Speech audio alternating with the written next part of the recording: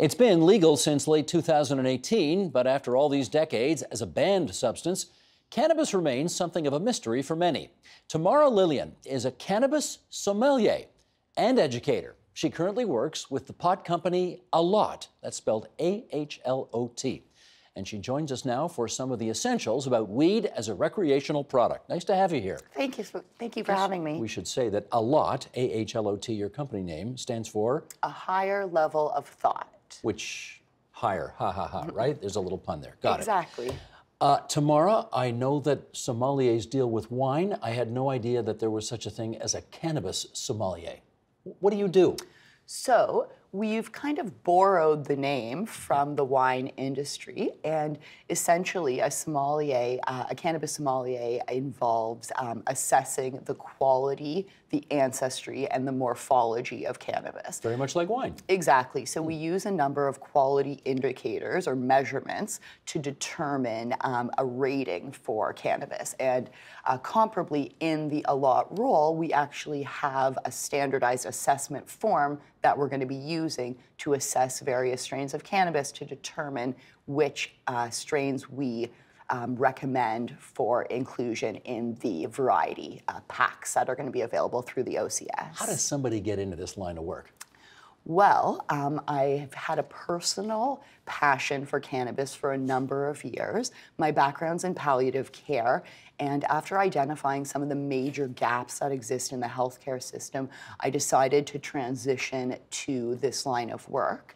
I've done a lot of research and studying, reading a number of academic journal articles, and similar to a number of roles that are kind of on the cutting edge, I feel that it's very, very important to always be staying in the loop on the most updated research, so you know all of the stuff, data that's coming out. Exactly. You know this stuff. And every day we're learning about more and more new information that's coming out. Well, given how new much of this is to so many people, I imagine you run into a lot of myths out there about things. Certainly. Like what, for example? Well, I think one of the most prevalent myths that exist is the notion that cannabis is a gateway drug.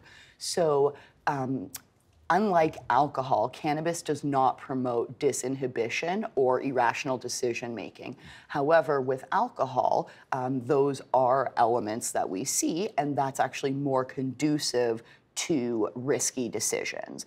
Whereas with cannabis, in fact, I don't really know anyone that uses other drugs or other substances besides cannabis. So the people who say, you start with cannabis today, you're going to be on to cocaine tomorrow and heroin after that, what? I would say that's absolutely not correct. It's a fallacy, and there's a lot of data to support that. Okay. There, again, as we suggested, there are going to be a lot of people watching this right now who have never tried marijuana because it's technically been illegal. Certainly. But they may give it a shot now that it is legal. What do they need to know about it? So I would say the most important thing is really to inform yourself and to explore what outcomes you're looking for. So the first question is, why do you want to use cannabis? Are you using it recreationally or are you using it medically? So once you've established what outcomes you're looking for, the next question is really about what strains are going to be conducive to reaching the outcomes that you're looking for. What do you mean by strains? So when I talk about strains, I mean different types of cannabis, and so they're a product of different growth patterns, and each different strain has different effects. So there's different levels of THC, so tetrahydrocannabinol. There's CBD, cannabidiol, amongst many other cannabinoids that create a full, what's called entourage effect. Entourage effect. So when we talk about entourage effect, we're talking about the intermingling between all the cannabinoids, flavonoids, and terpenoids, which are elements that give cannabis its unique flavor and taste. Can I try this in English for a second? Please.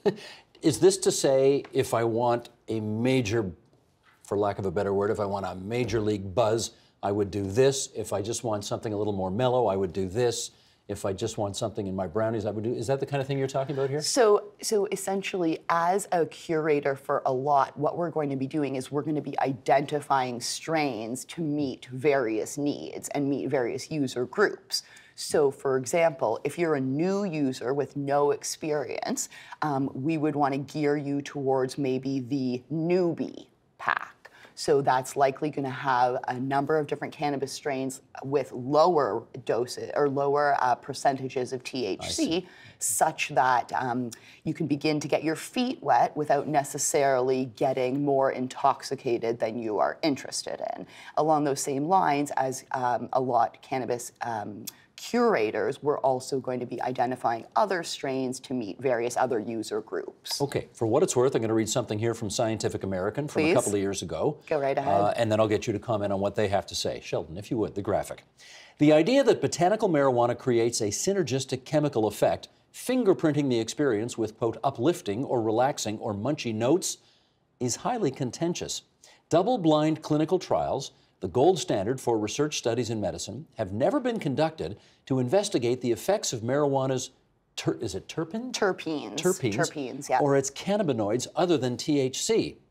So, okay, well, tell me first of all, what are terpenes? So when we talk about terpenes, we're talking about organic compounds that are naturally occurring in cannabis, and they are produced as a result of a natural adaptive mechanism, so both to lure pollinators and to repel predators. Okay, the gist of this excerpt suggests that, well, it takes issue with what you just said, that there's no conclusive evidence that A will lead to B or C will lead to D. Certainly. So on the one hand, it's true that we do need more double-blind clinical trials so that we can present evidence-based information.